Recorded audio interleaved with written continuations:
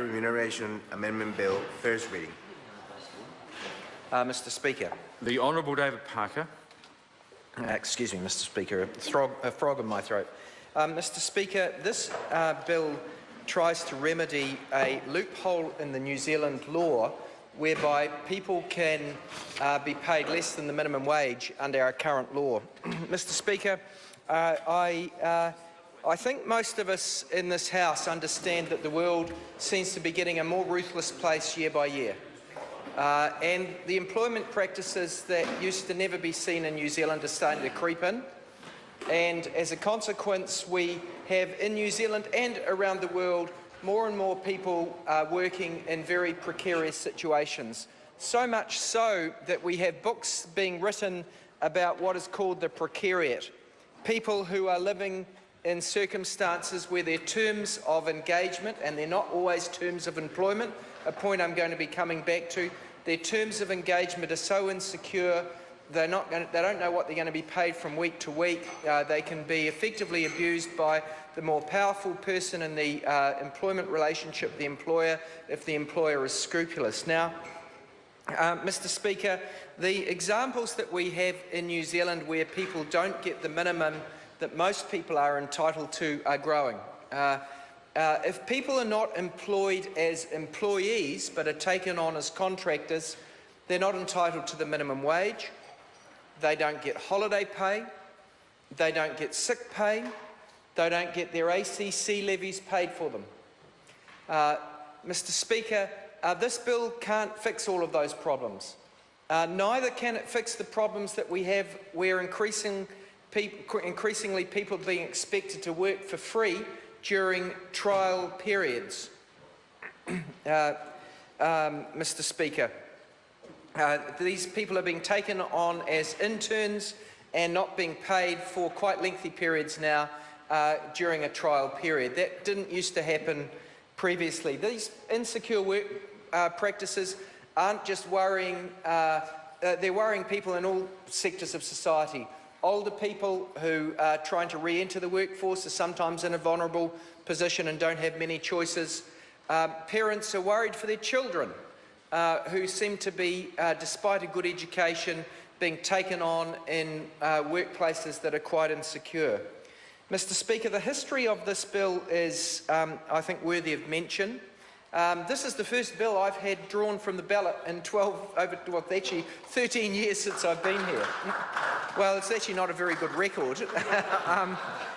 But this bill in itself, a precursor to it was drafted by me while I was a minister in the last government. As a minister, I couldn't introduce a member's bill. Darian Fenton picked up the bill. It was eventually drawn. It went to Select Committee because the House broadly supported it. And the Select Committee improved the bill so that the bill that came out of Select Committee is now the form of the bill that I'm presenting to the House. It was narrowly defeated in the subsequent readings in the House, and I think that since that time, Parliament has increasing concerns, as the world does, in terms of these precarious work practices, and even the government are moving to a certain extent in respect of zero-hour contracts, acknowledging this very some of the improper employment practices that have become more prevalent in the years since. We say they're not going far enough, but even they are moving to a certain extent on zero-hour contracts. Sir, I believe that New Zealanders agree that all people who work deserve to be treated decently, and that includes minimum protections. And if we don't protect those minimum protections for everyone, we also undermine the employers who are meeting those minimum protections but competing against people who aren't. Now, it is wrong that New Zealand's minimum wage laws apply only to employment relationships.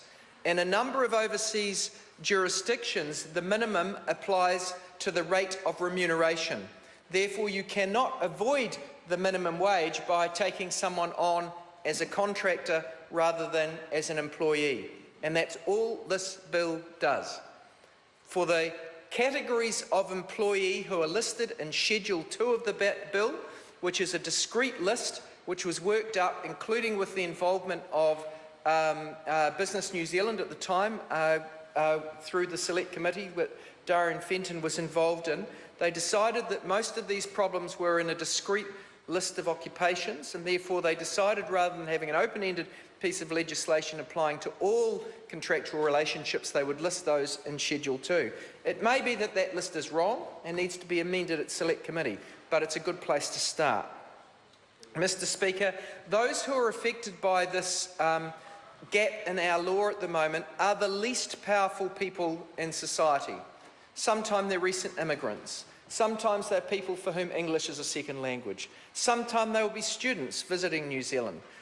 Sometimes they will be people of not very high intelligence. Sometimes they will be disabled people. Always, they are not in a union.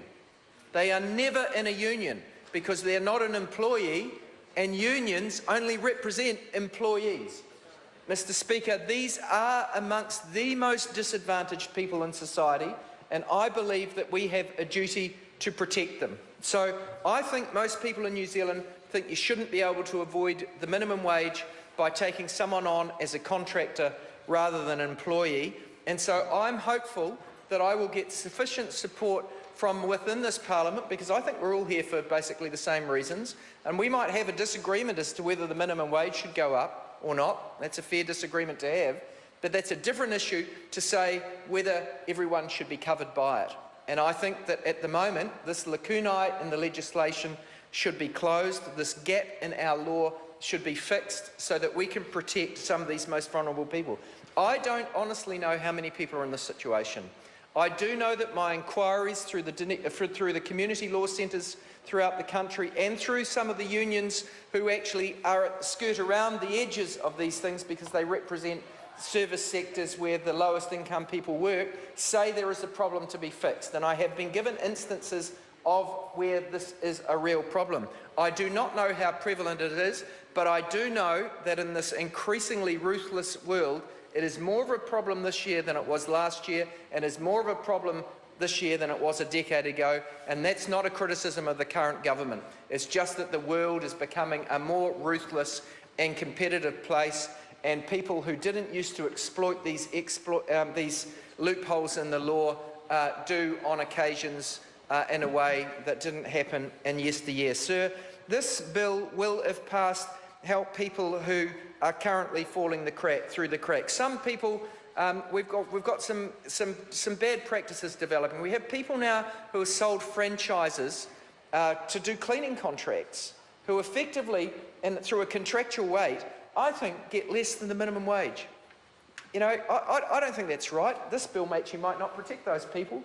It will protect some of them if they're employed as a direct contractor, but not as a, no, it won't protect all of these people. And I'm not pretending that this is the perfect cure for all of the ills in the employment relationships that we have around the country. But there is a growth in these non-traditional employment relationships where people are not being taken on as employees but are being taken on as contractors.